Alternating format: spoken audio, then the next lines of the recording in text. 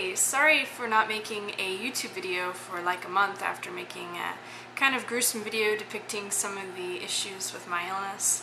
I think that a few of you were kind of worried, and so I'm really sorry about that. The timing was just really awful that my unsecured network that I've been tapping into from somewhere in the neighborhood, they just, I guess, stopped paying their bill or something because the internet was out for like a month and I haven't been able to pay for it to get my own. So it's finally back up though. As of yesterday, the connection is up, so I'm assuming that I'm at least gonna have internet for the next month, hopefully.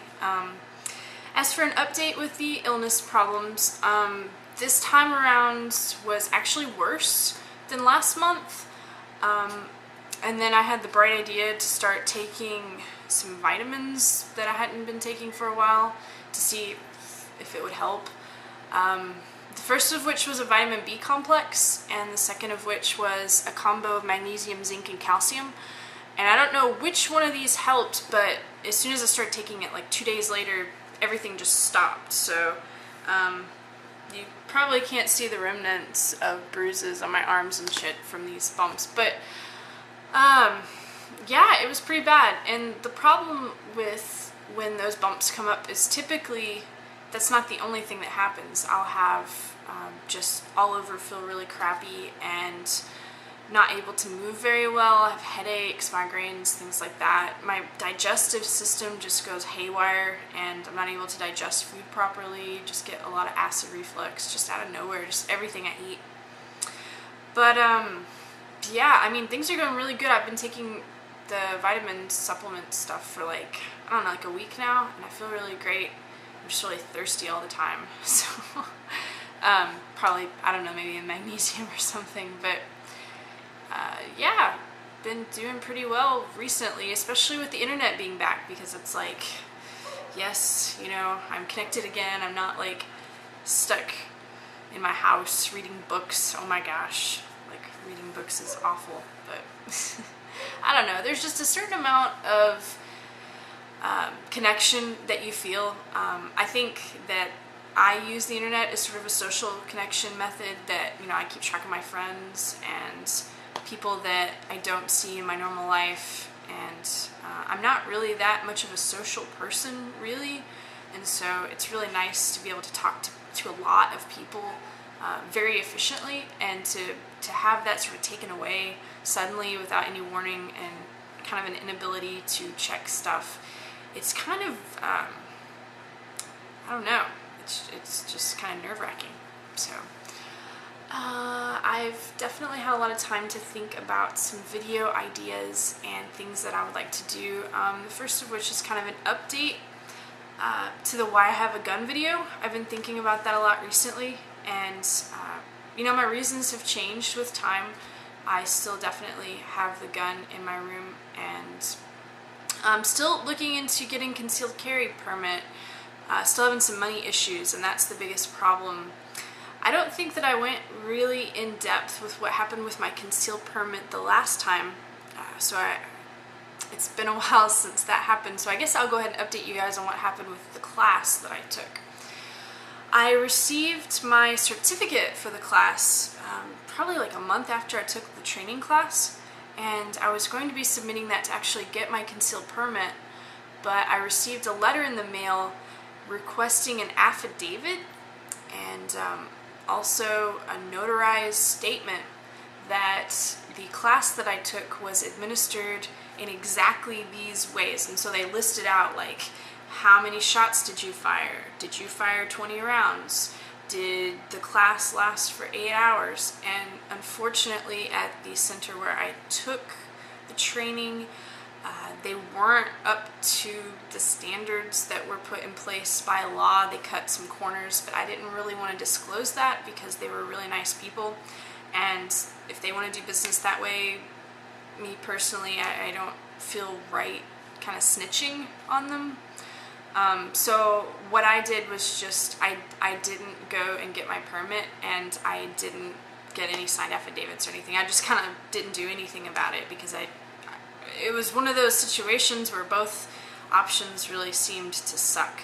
Because they could have revoked my concealed permit if any person in the class that I took answered you know, that they didn't follow the code and say I did say that they followed it, then we've got two conflicting statements, and I really didn't want to be stuck in like a legal battle over that, or take the chance of the government denying me future concealed permits just because I didn't, you know, want to tell the truth about what went on in the training class.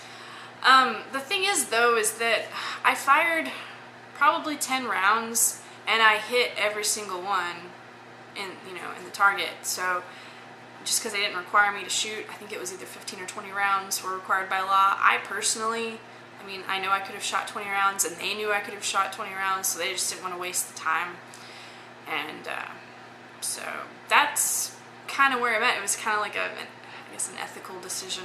I really probably should have gotten my money back, but you know, at the time I was just like, I really don't want to push them for it, which was a bad decision on my part. I should have gone back and got my money, because if I'm kind of protecting them, so they could have given me a refund. But anyway, hopefully they've changed their the way that they do their classes, because I definitely called and I was like, yeah, you know, the government's kind of after you or something. You might want to change something, or I don't know. But of course they're going to pretend like, well, you were there for 8 hours, weren't you? Don't you remember? No, I don't remember being there for 8 hours. Sorry. I was kind of tired that day, but I think I would have known if I was there for 8 hours. But, what can I do? So, for $75, I'm going to be taking my concealed permit here in Kentucky, because I'm going to be moving up to Indiana in about 2 months, up to Indianapolis. And so, before I go, I want to have my concealed permit here, and I will see about either if I have to get it transferred or if I can just keep my Kentucky permit, because the Kentucky permit is accepted in the majority of states in the U.S. that accept permits, because of the extensive training that we have to do in Kentucky. I mean, it's a lot of classes. And up in Indiana, they just have to pay some money and answer a couple questions, and that's it. You just fill out an application. But the Indiana concealed permit is only accepted in, I think, 3 states, 2 outside of Indiana. So, and they're not connected. I think it's like Florida and Indiana. And so in order to, yeah, I do a lot of driving, so I would prefer to be able to keep, you know, the gun on me as I travel through states. And yeah, so just some general thoughts about, you know, what I'm doing with the concealed permit, and why I have a gun. And I'm going to do an update on the why I have a gun video, and also a couple videos, just general social commentary, things I've been thinking about are in the works. And I guess that's really all the updates that I needed to do. Again, thank you. I got a lot of messages from people asking about me, and I really appreciate it that, you know, that many of you care about, you know, my problems. And a lot of people who were coming out and saying, you know, that they had autoimmune disorders too, and I really appreciate that too, because I always love to hear about other people's situations, because every autoimmune disorder is different. And so it's kind of hard to find people who are empathetic with your exact situation, because of all the ways that an autoimmune disorder can affect a person, you know, be it the different organ systems or the different skin tissue, I mean, it can just completely change every person's disorder. Even if they all have the same disorder, it can be experienced in so many different ways. And so it's nice to hear everyone's story, because it's always different. But yeah, I definitely appreciate that. So anyway, hope you guys have had a good start of the summer. It's going really great here. They're very hot and humid. And so, yeah, bye.